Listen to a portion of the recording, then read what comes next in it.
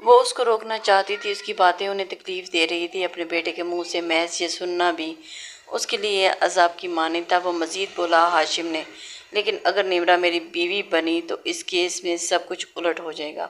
وہ پہلے ہی آپ سے ڈرتی ہے، میں اسے تاکید بھی نہ کروں وہ آپ کی عزت کرے گی، وہ کبھی آپ کے سامنے زبان نہیں چلائے گی، نہ میرے دل میں آپ کے خلاف کوئی بات ڈالے گی، کیونکہ اسے معلوم ہے کہ میں آپ سے کتنی محبت کرتا ہوں۔ اور رہی بات خون کی، یہ بات آپ ہی کہتی ہیں۔ نمرہ کا باپ بہت ہی مخلص انسان تھا، جس نے نجمہ پھپھو جیسی عورت کو سنبھال لیا تھا، ان کو غلط راہ سے سیدھی راہ پر لے آئی تھی۔ امی آپ ہی سوچیں، آپ کو کیسی بہو چاہیے جو آپ کو خوش رکھنے کا اداکاری کریں، یا ایک جو واقعی دل سے آپ کی عزت کرے۔ سوچ سمجھ کر جواب دیں، اسی میں آپ کی بھلائی ہے، اور میں دعوے سے کہہ سکتا ہوں کہ دل سے عزت کرنے والی ہی ہمارا گھر آباد کر سکتی ہے، اور آپ کا بیٹا بھی آپ سے دور نہیں کر سکتی، کیونکہ اس میں خدا کا خوف ہوگا۔ اسے معلوم ہوگا کہ اگر آج وہ میرے ساتھ یہ سب کرے گی تو کل اس کے سامنے بھی یہی سب آئے گا۔ اسی لیے میں آپ کو دوبارہ تاکید کرتا ہوں کہ نمرہ ایک بہترین آپشن ہے، کیونکہ کب کون بدل جائے کچھ پتہ نہیں امی، لیکن اگر آپ انکار کریں گی تو میں بابا کو سمجھانے کی کوشش کروں گا، اس کے لیے کوئی اور اچھا رشتہ تلاش کر کے اس کی شادی کروا دوں گا۔ شمائلہ بیگم کی آنکھوں میں کچھ لمحے کو الجھن ابھر کر غائب ہوئی، اور اس کے چہرے کا تناؤ القا ہوا، لیکن لب خاموش رہے۔ ہاشم آہستگی سے بولا، اب فیصلہ آپ کے ہاتھ میں امی، آپ چاہیں تو میں نمرہ کو اپنی بیوی بنا کر ہمیشہ آپ کے ماتھے کا جھومر بناؤں گا، اگر آپ نہیں چاہتی تو پھر آپ جو کہیں گی وہی ہوگا۔ کمرے میں کچھ دیر مکمل خاموشی چھا گئی۔ شمائلہ بیگم نے نظریں ہاشم سے ہٹائیں اور آہستہ سے کھڑی ہوئی اور بنا کچھ کہے دروازے کی طرف بڑھ گئی۔ ہاشم نے انہیں روکا، وہ صرف خاموشی سے انہیں دیکھتا رہا۔ شمائلہ بیگم دروازہ کھول کر باہر نکل گئی اور ان کے قدموں کی چاپ بھی نرم ہو چکی تھی۔ ہاشم نے پیچھے دیکھا اور صوفے پر وہیں خاموشی سے بیٹھ گئی تھی، جو ابھی کچھ دیر پہلے ماں کے غصے کی لپیٹ میں تھی، اور اب شاید وہ خاموشی کسی سوچ کی راستے میں بدلنے والی تھی۔ اس نے بہت ہی ہوشیاری سے تمام معاملہ سنبھال لیا تھا۔ اس کے یہ ادا زمان صاحب کو بہت اچھی لگی تھی، اور رشتوں میں توازن بہترین انداز میں رکھتا تھا۔ سمجھانے کی جو رب العالمین نے اسے صلاحیت عطا کی تھی، وہ شاید ہی کسی میں موجود تھی۔ جتنی آرام سے اس نے اپنی ماں کو قائل کیا تھا، اسے اب یقین ہو چکا تھا کہ شمائلہ بیگم مر جائیں گی، لیکن سوائے نمرہ کے کسی اور کو بہو نہیں بنائیں گی۔ اس نے بے اختیار گہری سانس لی تھی اور دوبارہ اپنا لیپ ٹاپ اٹھا کر کام میں مگن ہو گیا تھا۔ صبح کا وقت تھا، گھر میں ہلکی ہلکی خنکی تھی، اور جیسے رات کی خاموشی بھی مکمل نہ ہوئی۔ سورج کی کرنیں کھڑکیوں سے چھن چھن کر اندر آ رہی تھی، اور گھر کے ماحول میں ایک پرسکون ترتیب محسوس ہو رہی تھی۔ اسٹڈی روم کا دروازہ بند تھا۔ اندر زمان صاحب میز پر جھکے ایک موٹی کتاب مطالعے میں مصروف تھے۔ ان کے چہرے پر سنجیدگی اور سکون دونوں کا امتزاج تھا۔ دیوار پر لگی گھڑی 8 بجا رہی تھی، اور دروازے پر ہلکی سی دستک ہوئی، اور چند لمحے بعد دروازہ دھیرے سے کھلا۔ ہاتھ میں چائے کا کپ تھامے نمرہ داخل ہوئی، سفید شلوار قمیض، ہلکی گلابی چادر اوڑھے وہ دھیرے دھیرے چلتی ہوئی میز کے قریب آئی اور ادب سے کپ ٹیبل پر رکھتے ہوئے آہستگی سے بولی، السلام علیکم ماموں۔ زمان صاحب نے فوراً نظریں کتاب سے ہٹا کر اس کی طرف دیکھا تھا۔ ایک نرم سی مسکراہٹ اس کے چہرے پر آ گئی تھی۔ وعلیکم السلام میری لاڈو پری، کیسی ہو؟ ناشتہ کیا تم نے؟ وہ فوراً فکر مندی سے بولے تھے۔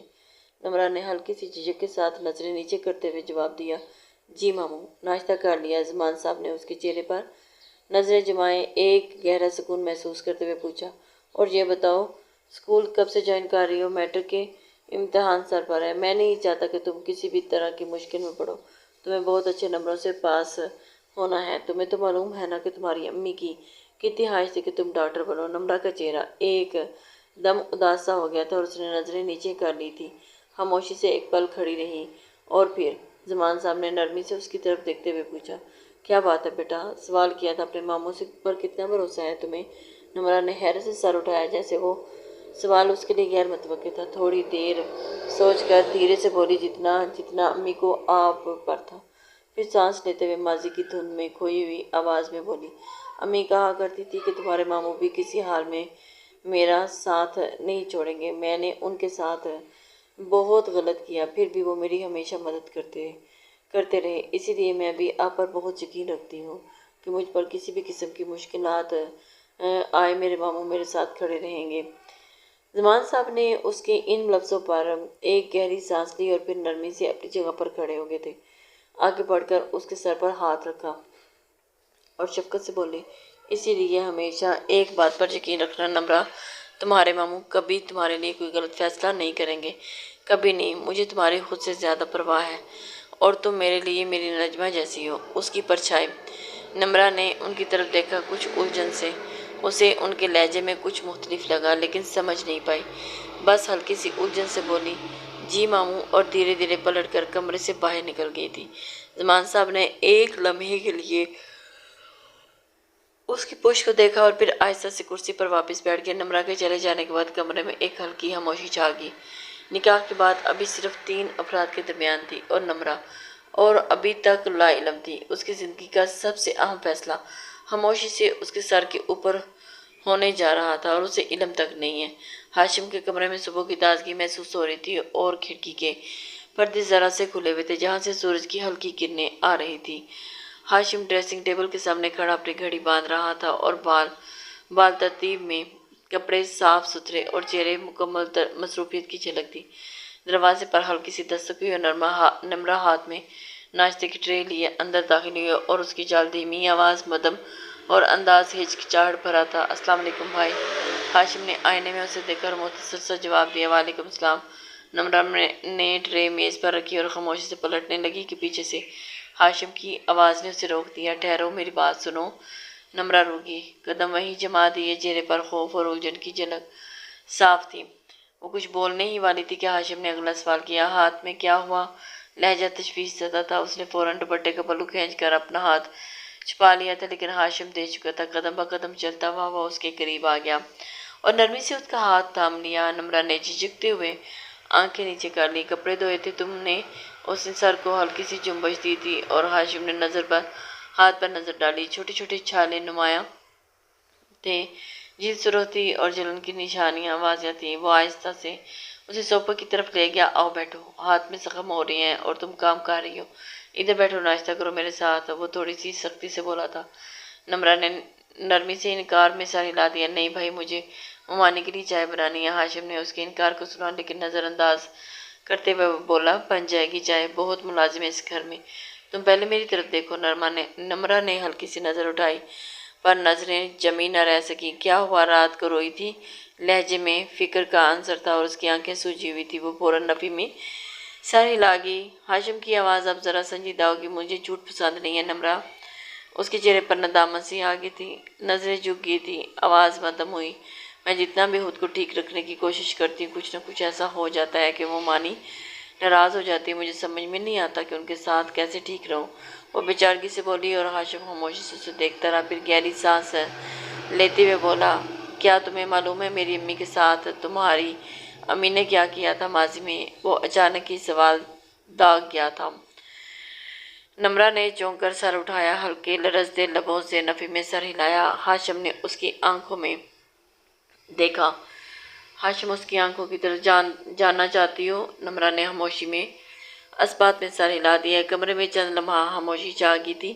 چند لمحہ ہاشم نے آہستہ آواز میں بات شروع کی جیسے کسی پرانے زخم کو لفظوں کے ذریعے نرمی سے کھول رہا ہو، تمہاری امی اور میری امی دونوں شروع سے بیسٹ فرینڈ تھی نمرہ، بچپن سے لے کر جوانی تک ہر لمحہ ساتھ گزرا۔ جب ماما نے امی کے لیے رشتہ بھیجا، بابا نے تو وہ بھی نجمہ پھپھو کے کہنے پر بھیجا۔ وہ دونوں اتنی قریب تھی کہ اپنی زندگی کی سب سے بڑی خوشی بھی ایک دوسرے کے مشورے سے حاصل کی تھی اور ان کی دوستی جب سب جگہ مشہور تھی۔ نمرہ خاموشی سے اسے دیکھ رہی تھی، جیسے اسے یقین نہ آ رہا ہو کہ اس کی ماں کبھی کسی کے اتنے قریب بھی رہی ہو۔ ہاشم نے بات جاری رکھی، شادی کے بعد امی کی دنیا تبدیل ہوگی اور وہ بابا سے محبت کرنے لگی اور ایک نئی زندگی میں داخل ہوگی۔ وقت کم پڑنے لگا، توجہ بڑھ گئی۔ اب امی اب بیوی بھی تھی اور ماں بھی بننے والی تھی۔ وہ خود میں اور بابا میں مصروف ہوگی اور تمہاری امی، وہ شاید تبدیلی کو برداشت نہ کر سکی۔ اس کی آواز میں دکھ کی جھلک نمایاں ہوگی۔ جب امی پریگننٹ ہوئی، بابا کا دھیان اور زیادہ امی پر ہو گیا اور تب نجمہ پھپھو نے ایک ایسا قدم اٹھایا جس کی تکلیف آج تک باقی ہے۔ انہوں نے امی کی غذا میں حمل گرانے والی دوا ملائی۔ نمرہ نے بے اختیار اپنا ہاتھ منہ پر رکھ لیا اور آنکھیں حیرت اور صدمے سے پھیل گئی۔ یہ ایک بار نہیں ہوا نمرہ، 3 4 بار ہوا۔ امی بار بار بے اولاد ہو کر رہ گئی۔ جب امی نے نجمہ پھپھو کو خود پکڑا تو وہ مکر گئی۔ بابا نے سب کچھ دیکھ چکے تھے، بس پھر وہ رشتہ ختم ہو گیا۔ تمہاری امی کی جلدی سے شادی کروا دے گی۔ وہ لمحہ بھر کو رکا اور پھر گہری سانس لیتے ہوئے بولا، اور پھر میں پیدا ہوا، امی کی پہلی اور آخری اولاد۔ میری پیدائش کے بعد وہ کبھی دوبارہ ماں نہیں بن سکی، شاید اسی لیے نمرہ وہ تمہیں برداشت نہیں کر پاتی۔ ہر بار تمہیں دیکھتی ہیں تو انہیں وہ دن یاد آتے ہیں جب وہ ماں بننے کی کوشش میں بار بار ٹوٹی۔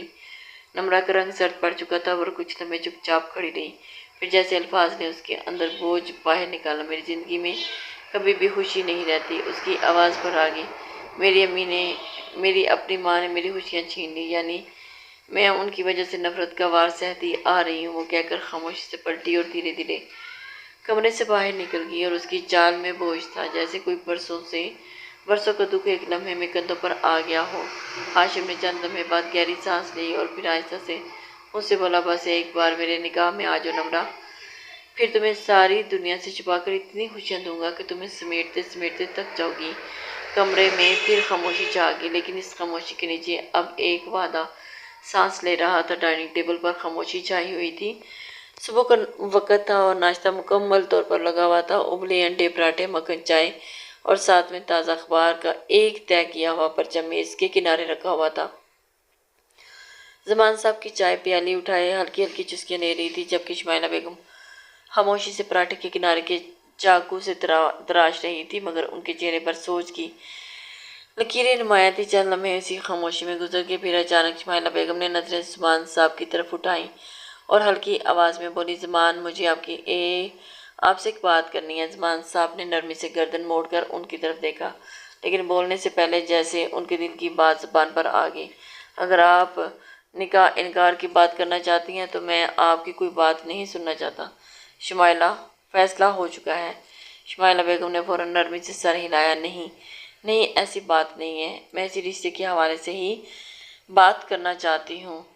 زمان صاحب ایک دم سے حیران ہوتے ہوئے شمائلہ بیگم کی جانب دیکھنے لگے تھے، اور ایک دم سے حیران ہوئے جب شمائلہ بیگم نے بات ہوئی کہ زمان صاحب اس قدر دلچسپی سے دیکھا، پھر کہ یہ شمائلہ بیگم چائے کا کپ ہاتھ میں لیا اور ایک ہلکی سی سانس لے کر گویا ہوئی، ساری رات میں نے اس بارے میں سوچا، ہر پہلو کو بار بار ذہن میں گھمایا، تب جا کر کے دل نے یہ مانا کہ شاید آپ کی بات درست ہے۔ نمرہ واقعی ایک بہتر آپشن ہو سکتی ہے، وہ بچی معصوم بھی ہے، خاموش بھی، اور گھر کی فضا کے مطابق بھی ڈھال سکتی ہے۔ زمان صاحب کے چہرے پر ہلکی سی خوشی کی جھلک آئی، تو آپ اس فیصلے سے متفق ہیں؟ شمائلہ بیگم نے اس بات میں سر ہلایا، ہاں، مگر ایک بات ہے، وہ بہت چھوٹی ہے۔ زمان صاحب نے نرمی سے جواب دیا، آپ کو اس کی فکر کرنے کی ضرورت نہیں۔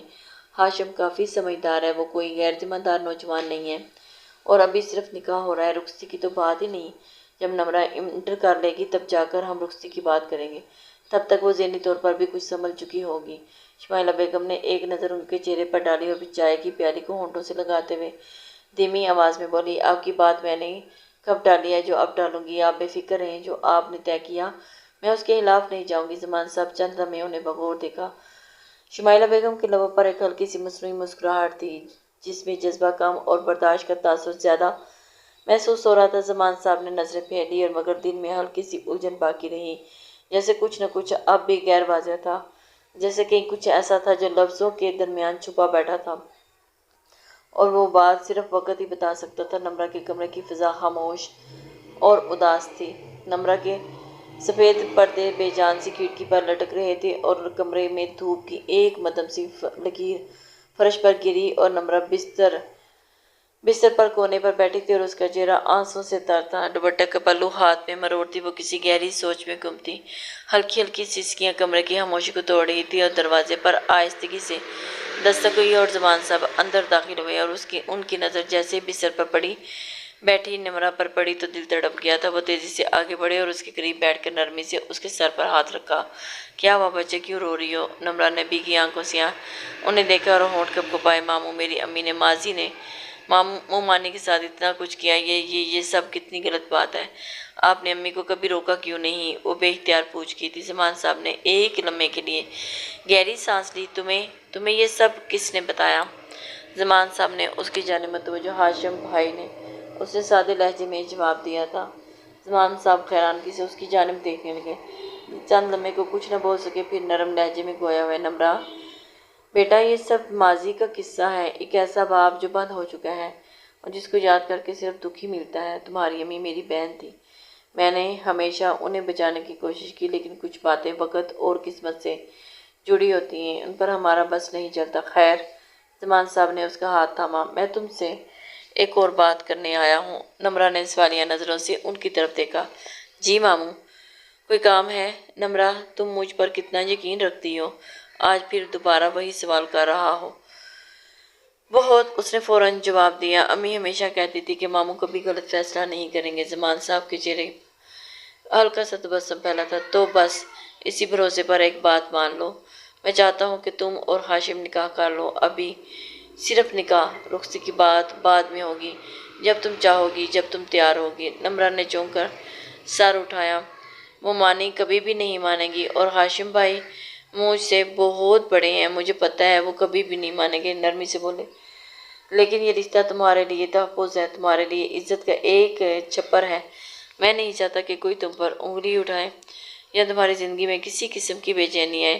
لیکن نہیں نمرہ، میری بات سنو۔ انہوں نے اس کے دونوں ہاتھ تھام لیے۔ میری زندگی کا سکون تم سے جڑا ہے، میں نے تمہاری ماں سے وعدہ کیا تھا کہ تمہاری حفاظت کروں گا، اور اب میں چاہتا ہوں کہ تمہاری زندگی ایک مضبوط بنیاد پر کھڑی ہو۔ ہاشم تمہارا بھائی نہیں، وہ ایک ایسا شخص ہے جو تمہیں عزت دے گا، تمہارا خیال رکھے گا، تمہیں بھروسہ کرنا ہوگا۔ نمرہ نے نظریں جھکا لی۔ وہ کچھ کہنے کے لیے الفاظ تلاش کر رہی تھی، لیکن آنکھوں کے کنارے بھیگ چکے تھے۔ اسے سمجھ نہیں آ رہا تھا کہ وہ اپنے ماموں جان کو کیا جواب دے۔ ماموں، اس نے دھیمی آواز میں کہا، اگر آپ کہتے ہیں تو ٹھیک ہے۔ زمان صاحب اس کے سر پر ہاتھ رکھا۔ میرے بچے، تم دیکھنا یہ فیصلہ تمہیں غلط نہیں لگے گا۔ کمرے میں خاموشی چھا گئی، لیکن اس خاموشی میں ایک نیا آغاز سانس لینے لگا، اور پھر وہی ہوا جو طے پایا تھا۔ لاؤنج میں آج خاص طور پر سجا ہوا تھا۔ دیوانوں پر ہلکی پھلکی آرائش اور میز پر تازہ پھولوں کی سادہ سی مگر خوبصورت سجاوٹ اور صوفوں کی ترتیب ایک پرسکون اور باوقار ماحول پیدا کر رہی تھی۔ خاندان کے چند قریبی رشتہ دار چپ چاپ بیٹھے تھے، سب کی نگاہیں اس جوڑے پر مرکوز تھی جو آج نکاح کے بندھن میں بندھنے جا رہا تھا۔ صوفے پر ہاشم اور نمرہ ایک دوسرے کے برابر بیٹھے تھے، مگر درمیان میں کچھ فاصلہ تھا۔ ہاشم سفید شلوار قمیض اور واسکوٹ میں خاصا سنجیدہ اور پرامن دکھائی دے رہا تھا، اور دوسری طرف نمرہ سرخ اور سفید امتزاج والے خوبصورت لباس میں بالکل گمسم لگ رہی تھی۔ اس کا سر لال دوپٹے سے ڈھکا ہوا تھا اور نظریں نیچے اور ہاتھ آپس میں الجھے ہوئے۔ مولوی صاحب نے چند رسمی دعاؤں کے بعد نکاح کی کارروائی کا آغاز کیا۔ خاموشی چھا گئی۔ مولوی صاحب نے نمرہ کی طرف دیکھا اور نرم لہجے میں بولے، نمرہ ولید، آپ کا نکاح ہاشم خان ولد زمان خان سے کیا جا رہا ہے، آپ کو قبول ہے؟ نمرہ نے آہستگی سے سر اٹھایا اور ایک نظر اپنے ماموں جان پر ڈالی جو اسے پوری توجہ سے دیکھ رہے تھے، اور اس کی آنکھوں میں حوصلہ، دعا اور خاموش محبت تھی۔ نمرہ نے اپنی پلکیں موند لیں اور ایک پل کو سانس روکی، اور پھر آہستہ آواز میں بولی، قبول ہے۔ مولوی صاحب نے دوسری بار سوال دہرایا، قبول ہے؟ تیسری بار بھی وہی نرمی سے خاموشی کے ساتھ، قبول ہے۔ مولوی صاحب اب ہاشم کی طرف متوجہ ہوئے، ہاشم خان ولد زمان خان، کیا آپ کو یہ نکاح نمرہ ولید بنت ولید سے قبول ہے؟ ہاشم نے سر ہلکا سا جھکایا اور پرسکون انداز میں بولا، قبول ہے۔ مولوی صاحب نے رسمی اعلان کیا اور نکاح مکمل ہو چکا۔ دعائیں پڑھی گئیں اور کمرے میں موجود سب نئے رشتے کے لیے نیک تمناؤں کا اظہار میں مشغول ہو گئے، اور دور در و دیوار کے ساتھ کھڑی شمائلہ بیگم چپ چاپ یہ منظر دیکھ رہی تھی۔ ان کے چہرے پر عجیب کشمکش تھی۔ وہ لڑکی جس کا کبھی ایک لفظ برداشت نہیں ہوتا تھا، آج ان کی بہو بن گئی، اور دن میں اب بھی اختلاف تھا، لیکن بیٹے کے چہرے پر جو اطمینان اور سکون تھا وہ ان کے دل کو بھی چھو گیا۔ آنکھوں میں نمی اتر آئی جسے وہ پلکوں سے روکنے کی کوشش کر رہی تھی۔ خود کو سنبھالتی ہوئی بولی، میرا بیٹا خوش ہو، بس یہی کافی ہے۔ نکاح ہو چکا تھا، رشتہ بن چکا تھا، اور کمرے میں موجود ہر شخص جانتا تھا کہ اس رشتے کی بنیادیں ماضی کے دور میں سے ہی جنمی تھیں، مگر امید تھی کہ مستقبل کی روشنی یہ دور دھندلا جائے۔ 2 ہفتے بعد نمرہ کے کمرے کا ماحول خاموش اور مرکوز تھا۔ نمرہ اپنی اسٹڈی ٹیبل پر جھکی ہوئی تھی، سائنس کی کتاب کی صفحات الٹ پلٹ کر رہی تھی۔ پنکھے کی مدھم آواز اور قلم کی ہلکی ہلکی کڑکڑاہٹ کمرے کی تنہائی کو مکمل کر رہی تھی۔ اچانک دروازے پر ہلکی سی دستک ہوئی اور بنا جواب کا انتظار کیے ہاشم اندر داخل ہو گیا۔ کمرے کی دروازے کی آواز پر وہ چونکی، کتاب بند کرتے ہی گھبرا کر کھڑی ہوگی۔ السلام علیکم بیگم صاحبہ۔ ہاشم ہلکے سے مسکرا کر بولا اور قدم بقدم اس کی طرف بڑھنے لگا۔ نمرہ نے ہڑبڑا کر نظریں دروازے کی طرف دوڑائیں۔ وہ آپ یہاں، اگر ممانی نے آپ کو یہاں دیکھ لیا تو بہت غصہ کریں گی۔ ہاشم رک کر سنجیدگی سے بولا، غصہ تو انہیں ویسے بھی آتا رہتا ہے، لیکن میں کوئی غلط کام نہیں کر رہا، اپنی بیوی سے ملنے آیا ہوں۔ نمرہ کا رنگ شرم سے سرخ ہو گیا۔ وہ نظر جھکا کر بولی، مگر ماموں تو کہہ رہے تھے کہ رخصتی میرے انٹر کے بعد ہوگی۔ وہ فوراً بات کا مطلب سمجھ کر بولی۔ ہاشم نے ہلکا سا کہکا لگایا، تو انٹر تم میرے پاس رہ کر لینا، تمہارے بغیر گزارا مشکل ہوتا جا رہا ہے۔ نمرہ، بابا سے میری بات ہو چکی ہے، وہ مان گئے ہیں، رخصتی ہونے والی ہے۔ وہ حیرت سے اسے دیکھنے لگی، جیسے سمجھنے کی کوشش کر رہی ہو، کیا واقعی یہ سب اتنی جلدی ممکن ہے؟ 2 ہفتے ہو گئے ہیں نکاح کو، اور میں نے ہر دن تمہیں صرف دور سے دیکھا ہے، اور اب برداشت نہیں ہو رہا مجھ سے۔ اتنا کہہ کر ہاشم اسے اپنے ساتھ لایا ہوا ایک سفید چاپر اس کی طرف بڑھایا تھا۔ یہ رکھ لو، تمہارے پرائیویٹ کپڑے ہیں، مجھے معلوم ہے یہ سامان تمہارا پھپھو لاتی تھی، مگر بے فکر ہو، میں ہوں اب، اور شوہر سے کسی قسم کا پردہ نہیں ہوتا، سمجھ رہی ہو؟ اور ہاں سنو، 2 دن بعد شاپنگ پر جانا ہے، بارات کی تیاری مکمل کرنی ہے۔ نمرہ نے چچکتے ہوئے شاپر تھاما اور نظریں فرش پر گاڑ لی۔ چہرہ ندامت اور چچک سے سرخ ہو چکا تھا۔ میں ممانی سے پوچھ لوں؟ ہاشم نرمی سے مسکرایا۔ ممانی کو میں خود بتا دوں گا، ابھی تم صرف یہ سوچو کہ اب تم اس گھر سے رخصت ہو کر میری دنیا میں آ رہی ہو۔ وہ لمحہ پھر چپ رہی اور پھر آہستہ سے سر ہلایا۔ ہاشم نے ایک محبت بھری نگاہ اس پر ڈالی اور اس کے چہرے پر خاموش رضامندی کو دیکھا، اور پھر بغیر کچھ مزید کہے پلٹ کر کمرے سے نکل گیا۔ دروازہ بند ہوا تو نمرہ نے لمبی سانس لی اور شاپر کو آہستہ سے بیڈ پر رکھ دیا، اور پھر نظریں اپنی کتابوں پر دوڑائیں، لیکن اب صفحے دھندلے لگ رہے تھے۔ دل میں کئی سوچیں تھیں، پر زبان خاموش تھی۔ اگلے دن شاپنگ مال کی جانب روشنیاں اور مصروفیت اپنے عروج پر تھی۔ لوگوں کی چہل پہل، دکانوں کی جگمگاہٹ کے بیچ ہاشم اور نمرہ ساتھ ساتھ چل رہے تھے، اور نمرہ کا چہرہ شرمیلا اور نظریں جھکی ہوئی تھیں۔ وہ ارد گرد کے ماحول سے زیادہ اپنے ساتھ چلتے ہاشم کی موجودگی سے گھبرائی ہوئی لگ رہی تھی، اور ہاشم نے ایک نظر اس پر ڈالی اور پھر بغور سے دیکھا۔ تم نے وہ نہیں پہنا جو میں تمہارے لیے لایا تھا۔ اس کی آواز ہلکی مگر گہری تھی۔ نمرہ نے چونک کر ایک نظر اس پر ڈالی، پھر نظریں جھکا لی۔ مجھے پہننا نہیں آتا، اس نے آہستگی سے بہانہ بنایا۔ شرم سے وہ مرنے والی ہو رہی تھی۔ ہاشم کی نگاہیں قدرے سنجیدہ ہوگی، بری بات ہے، بڑی ہو رہی ہو تم، یہ چیزیں آنا چاہیے۔ وہ پھر لمحہ بھر کے لیے رکا اور ہلکا سا مسکرا کر بولا، چلو ایک کام کرتے ہیں، میں تمہیں سکھاتا ہوں۔ نمرہ نے الجھ کر اسے دیکھا، یہاں کیسے؟ نہیں، ہاشم نے اس کا ہاتھ تھاما۔ چلو میرے ساتھ۔ وہ کچھ بول نہ سکی، بس خاموشی سے اس کے ساتھ چل پڑی۔ تھوڑی دیر کے بعد وہ دونوں پارکنگ میں موجود گاڑی میں بیٹھے اور ہاشم سیدھا ایک نزدیک ہوٹل لے آیا۔ نمرہ کی گھبراہٹ اور اس کے چہرے پر واضح تھی۔ وہ ہر چیز کی خاموشی دیکھ رہی تھی، سمجھنے کی کوشش کر رہی تھی کہ ہاشم کیا سوچ رہے ہیں۔ ہاشم نے ایک پرائیویٹ کمرہ لیا اور اسے ساتھ لیے وہاں آیا۔ دروازہ بند ہونے کی آواز جیسے نمرہ کے دل کی دھڑکن بڑھا گئی۔ کمرے میں آ کر ہاشم آہستہ سے بولا، چلو آئینے کے سامنے کھڑی ہو جاؤ، میں تمہیں سکھاتا ہوں یہ کپڑے کس طرح پہنے جاتے ہیں۔ وہ آہستہ آئینے کے سامنے آئی، مگر اس کے ہاتھ کانپ رہے تھے۔ جب ہاشم نے اس کی قمیض کی طرف ہاتھ بڑھایا، بے اختیار پلٹی اور اس کے سینے سے لگ گئی۔ ہاشم چند لمحے ساکت رہ گیا اور چند جیسے الفاظ گم ہو گئے۔ نمرہ کی آواز ٹوٹی ہوئی تھی، مجھے معلوم ہے آپ کیا چاہ رہے ہیں، شادی کے بعد شوہر اور بیوی کے درمیان کیا تعلق ہوتا ہے، اور آپ مجھ سے کیسا تعلق بنانا چاہتے ہیں، میں سب سمجھتی ہوں، لیکن مجھے بہت ڈر لگ رہا ہے۔ ہاشم نے نرمی سے پوچھا، کس بات سے ڈر لگ رہا ہے؟ شوہر کے قریب آنے سے۔ نمرہ نے نفی میں سر ہلا دیا۔ نہیں، آپ کے قریب آنے سے نہیں، آپ کے قریب آنے کے بعد جو کچھ میری زندگی میں ہوگا اس سے ڈر لگ رہا ہے۔ میں کیسے یہ سب کچھ فیس کروں گی، کیسے میں ان کے ساتھ چلوں گی، اور کیسے سب کچھ ہوگا یہ سب کچھ۔